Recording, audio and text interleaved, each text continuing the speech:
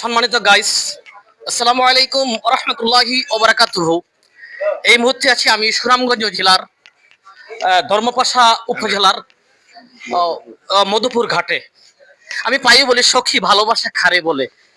এই যে ব্যক্তিটি, আমি যেতে চাচ্ছিলাম ভৈরব দিয়ে ঘুরে, আমাকে বলছে বাবা তুমি এদিক দিয়ে চলে আসো। আলহামদুলিল্লাহ আমি এদিকে চলে আসছি। আসলে মহব্বত এমন একটি জিনিস, প্রেম এমন একটি জিনিস যেটি টাকা দিয়ে অনুমান করা যায় না, পয়সা দিয়ে অনুমান করা যায় না, গাড়ি বাড়ি দিয়ে অনুমান করা যায় না। প্রেম থাকে হৃদয়ে, প্রেম থাকে ভিতরে।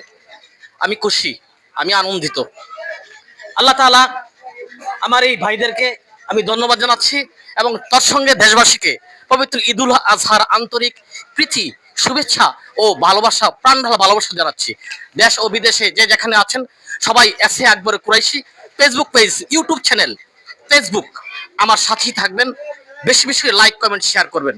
ধন্যবাদ সবাইকে, ধন্যবাদ মধুপুর ঘাটের সকল ভাইদেরকে।